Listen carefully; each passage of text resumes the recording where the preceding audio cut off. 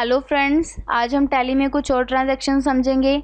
जैसे हमारे पास यहाँ पे फर्स्ट ट्रांजैक्शन है। On 2 August 2012 received a cheque of ₹1 lakh from soft touch for sales. 2/8/2012 को एक चेक रिसीव किया गया है 1 लाख रुपए का, किससे? सॉफ्ट टच से, सेल के लिए। अब हम देख सकते हैं सेल जो है यहाँ पे अभी अभी हुई है और इसके लिए कोई भी एंट्री पास नहीं की गई है। हम सबसे पहले सेल के लिए एंट्री पास करना सीखेंगे। हम देख सकते हैं यहाँ पे हमने 2 एंट्रीज बनाई हैं। पहली एंट्री में हमें ये बताया गया है कि जो सॉफ्ट टच है वो सेल के लिए पेमेंट कर रही है और जो बैंक अकाउंट है बैंक से हम सॉफ्ट टच को पेमेंट कर रहे हैं। सेकंड एंट्री हमें ये बताती है। अब हम देखते हैं फर्स्ट एंट्री में जो सॉफ्ट टच है वो हमारी पार्टी है, फर्म है। जब किसी पार्टी को हम गुड सेल करते हैं तो वहाँ पे डेटर्स बढ़ जाते हैं, इसीलिए हम इसको डेबिट साइड में एंटर करते हैं। सेकंड लैंग्वेज में हम ये भी कह सकते हैं कि जो पार्टी सॉफ्ट टच है वो यहाँ पे रिसीवर है और यहाँ पे पर्सनल अकाउंट रूल अप्लाई होता है। पर्सनल अकाउंट रूल हमें ये बताता है कि जो रिसीवर होते हैं उनको हम डेबिट साइड में एंटर करते हैं और गिवर्स को हम क्रेडिट में एंटर करते हैं, इसीलिए हमने सॉफ्ट टच अकाउंट को डेबिट में एंटर किया है। अब हम देख सकते हैं जो सेल है वो यहाँ पे एक तरह की इनकम है और इनकम को हम यहाँ पे हमारा नॉमिनल अकाउंट रूल अप्लाई होता है। नॉमिनल अकाउंट रूल हमें ये बताता है जो भी ऑल एक्सपेंसेस और लॉसेस होते हैं उनको डेबिट में एंटर करना है और क्रेडिट में हम ऑल इनकम और गेंस को एंटर करते हैं, इसीलिए हमने सेल को यहाँ पे क्रेडिट में एंटर किया है। अब हम सेकंड एंट्री देखते हैं। यहाँ पे जो बैंक अकाउंट है वो वहाँ पे बढ़ गया है और जब बैंक अकाउंट बढ़ जाता है तो यहाँ पे हमारा रियल अकाउंट रूल अप्लाई होता है, क्योंकि हमारे पास पैसा आया है बैंक के पास, तो इसीलिए इसको हमने डेबिट में एंटर किया है। और जो सॉफ्ट टच है वो यहाँ पे गिवर है, वो पैसा दे रही है बैंक को, इसीलिए हम सॉफ्ट टच को क्रेडिट में एंटर करते हैं, क्योंकि यहाँ पे पर्सनल अकाउंट रूल अप्लाई होता है। गिवर को हमेशा पर्सनल अकाउंट के अकॉर्डिंगली हमें क्रेडिट में एंटर करना होता है, इसीलिए हमारे पास जो फर्स्ट एंट्री बनी है वो इस तरह से है।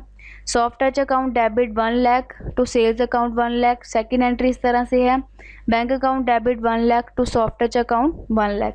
इस तरह हमारी सेकेंड एंट्री है, उसको रीड करते हैं हम। On 5 August 2012 Varnika received an invoice for ₹10,000 from travel agency. This include ₹6,500 toward cab hiring charges and ₹3,500 toward out station tours. मतलब 5/8/2012 को वर्निका ने एक इनवॉइस रिसीव किया है 10,000 रुपये का ट्रैवल एजेंसी से। उसमें क्या क्या इंक्लूड है? सबसे पहले 6,500 रुपये कैब हायरिंग के चार्जेस के लिए हैं और 3,500 आउट स्टेशन टूर्स के लिए इसमें इंक्लूड किए गए हैं 10,000 में। अब हम देखते हैं जो कैब हायरिंग है या टूर एक्सपेंसेस है, ये दोनों हमारे पास एक तरह के खर्चे हैं, तो इनको हम नॉमिनल अकाउंट रूल के अकॉर्डिंग डेबिट में एंटर करेंगे, क्योंकि नॉमिनल अकाउंट रूल हमें ये बताता है ऑल एक्सपेंसेस और लॉसेस को हमने डेबिट में एंटर करना है। इसी तरह हम फर्स्ट एंट्री देखते हैं, कैब हायरिंग एक्सपेंसेस और टूर को हमने डेबिट में एंटर किया है। अब हम देखते हैं जो ट्रैवल एजेंसी है वो यहाँ पे गिवर है, या हम ऐसे कह सकते हैं जो ट्रैवल एजेंसी है वो यहाँ पे क्रेडिटर है, और जब क्रेडिटर बढ़ जाते हैं तो उसको हम क्रेडिट में एंटर करते हैं, इसीलिए हमने ट्रैवल एजेंसी को क्रेडिट में एंटर किया है। अब हम देखते हैं हमारे पास जो एंट्री है वो इस तरह से बनेगी। Cab hiring expenses account debit 6,500, tour expenses account debit 3,500 to travel agency. यहाँ पे हम दोनों का टोटल अमाउंट करके कैलकुलेट करके यहाँ पे एंटर करेंगे 10,000। इस तरह हमारे पास जो थर्ड वन एंट्री है वो ऐसे है। On 9 August 2012 Pradeep received bank statement from bank and found that ₹1,550 had been charged.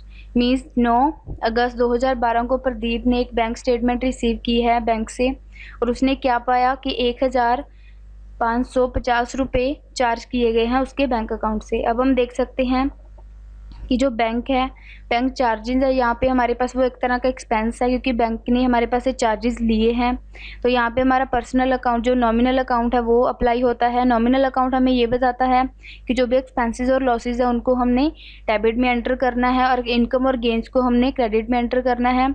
यहाँ पे ये हमारे पास एक्सपेंस है, इसीलिए हम इसको डेबिट में एंटर करते हैं। अब हम देख सकते हैं कि बैंक बैलेंस हमारा यहाँ पे रिड्यूस हो चुका है प्रदीप का, तो यहाँ पे बैंक अकाउंट को हम क्रेडिट में एंटर करते हैं। इस तरह हमारे पास जो एंट्री बनी है वो इस तरह से है। Bank charges account debit 1,500 50 rupees two bank account 1550 rupees. अब हम लास्ट एंट्री को पढ़ते हैं।